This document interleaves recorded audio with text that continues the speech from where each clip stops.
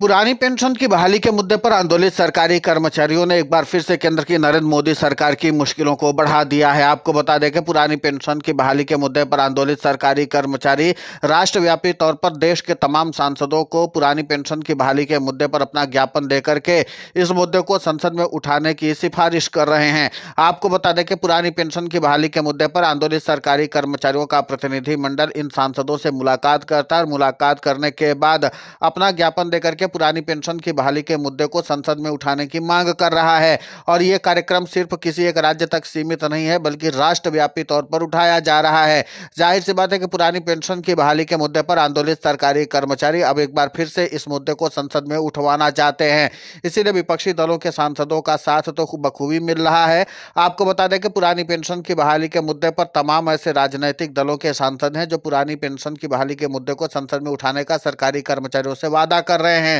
जबकि सत्ता पक्ष के जो सांसद है पुरानी पेंशन की बहाली के मुद्दे पर सरकारी कर्मचारियों को आश्वासन तो दे रहे हैं, लेकिन उस मुद्दे को उठाएंगे नहीं, क्योंकि वो सरकार के खिलाफ जाएगा। लेकिन इतना तय माना जा रहा है कि पुरानी पेंशन की बहाली के मुद्दे पर विपक्षी दलों के सांसद अगर संसद में गूंजेंगे तो जाहिर सी बात है कि सरकारी कर्मचारियों की जमीन पर आवाज बुलंद होगी। और इसके नाते से सरकारी कर्मचारियों को कई तरह के फायदे भी होंगे और हो सकता है कि आगामी समय में जो बिहार का विधानसभा चुनाव है वहां पर सरकारी कर्मचारियों का प्रभुत्व जम जाए। दरअसल सरकारी कर्मचारियों का इस समय फोकस बिहार में ही है, क्योंकि बिहार एक ऐसा राज्य है जहां के समर्थन से केंद्र की नरेंद्र मोदी सरकार चल रही है। ऐसे में अगर सरकारी कर्मचारी बिहार में अपने वोट की चोट करते हैं और उसके नाते से नीतीश कुमार सत्ता से दूर होते हैं तो जाहिर सी बात है कि केंद्र की नरेंद्र मोदी सरकार के ऊपर दबाव बनाने के लिए मजबूर हो जाएंगे और सरकारी कर्मचारी इसी मजबूरी का फायदा उठाना चाहते हैं। सरकारी कर्मचारियों को एक बात समझ में आ चुकी है कि बाकी राज्यों में वोट की चोट से ज्यादा असर नहीं पड़ने वाला है, लेकिन अगर बिहार में सरकारी कर्मचारियों ने वोट की चोट की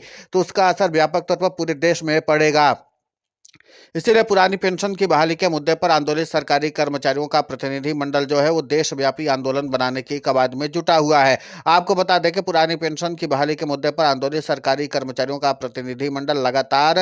विपक्षी दलों के सांसदों से मुलाकात कर रहा है, क्योंकि सरकारी कर्मचारियों के प्रतिनिधियों का यह मानना है कि पुरानी पेंशन की बहाली के मुद्दे पर जो साथ हमारा विपक्षी दलों के सांसद कर सकते हैं वो कोई और नहीं कर सकता है। इसीलिए पुरानी पेंशन की बहाली के मुद्दे को लेकर के सरकारी कर्मचारियों का प्रतिनिधि मंडल लगातार व्यापक तौर पर काम कर रहा है। माना जा रहा है कि अब जब संसद में मुद्दा ये उठेगा तो इसके नाते से सरकारी कर्मचारियों का पक्ष मजबूत हो सकता है। इसके पहले मानसून सत्र और उसके बाद शीतकालीन सत्र में जब सरकारी कर्मचारियों ने पुरानी पेंशन की बहाली के मुद्दे को लेकर के विपक्षी दलों के सांसदों से मेल मुलाकात की थी और इस मुद्दे को उठाने की कोशिश की थी, तो विपक्षी दलों के सांसदों ने जब इस मुद्दे को उठाया था तो केंद्र की नरेंद्र मोदी सरकार सख्ते में आ गई थी। लेकिन इसके बावजूद पुरानी पेंशन की बहाली के मुद्दे पर केंद्र की नरेंद्र मोदी सरकार ने अपना फैसला नहीं बदला था। अब एक बार फिर से सरकारी कर्मचारियों ने अपना नया फैसला बनाने का तय कर लिया है और उनका नया फैसला अब यही है कि पुरानी पेंशन की बहाली के मुद्दे पर नए सिरे से लड़ाई लड़ने की जरूरत है। सबसे पहले विपक्षी दलों के और सत्ता पक्ष के सांसदों को अपना ज्ञापन दे करके अपने स्थायित्व को मजबूत करना है और अगर केंद्र की नरेंद्र मोदी सरकार इसके बाद भी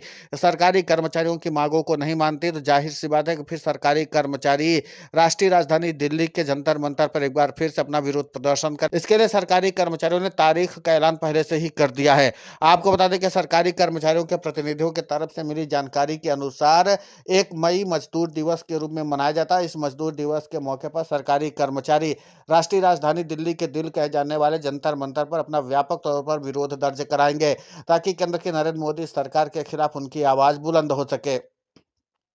हालांकि ये कोई पहली मर्तबा नहीं है जब पुरानी पेंशन की बहाली के मुद्दे पर आंदोलित सरकारी कर्मचारियों ने दिल्ली की ओर कूच किया। इसके पहले भी सरकारी कर्मचारियों की कई बड़ी रैलियां भी राष्ट्रीय राजधानी दिल्ली में हो चुकी हैं, लेकिन सरकारी कर्मचारियों के प्रतिनिधियों का मानना है कभी भी मौका है। सरकारी कर्मचारी पुरानी पेंशन की बहाली के मुद्दे पर पूरी एकजुटता के साथ अगर लड़ाई लड़ेंगे तो दिल्ली में एक बार फिर से इतिहास बन सकता है और इसीलिए पुरानी पेंशन की बहाली के मुद्दे पर आंदोलित सरकारी कर्मचारी अब एक बार फिर से केंद्र की नरेंद्र मोदी सरकार की मुश्किलें बढ़ाने का फैसला कर चुके हैं। देखना दिलचस्प होगा कि जिस तरीके से केंद्र की नरेंद्र मोदी सरकार का घेराव करने के लिए सरकारी कर्मचारियों का प्रतिनिधिमंडल विपक्ष विपक्षी दलों के सांसदों का सहारा ले रहा है उसमें उनको कितनी सफलता मिलती है। लेकिन इतना तो तय माना जा रहा है कि राष्ट्रव्यापी तौर पर सरकारी कर्मचारियों ने मुहिम चला करके केंद्र की नरेंद्र मोदी सरकार की मुश्किलों को तो बढ़ा ही दिया है, क्योंकि जाहिर सी बात है कि इन सरकारी कर्मचारियों के दबाव के आगे सत्ता पक्ष के सांसद झुके या ना झुके, लेकिन विपक्षी दलों के सांसदों को झुकना है, क्योंकि इन सरकारी कर्मचारियों का वोट चाहिए। और दूसरी तरफ सरकारी कर्मचारी भी कह रहे हैं कि इस बार केंद्र की नरेंद्र मोदी सरकार से लेकर के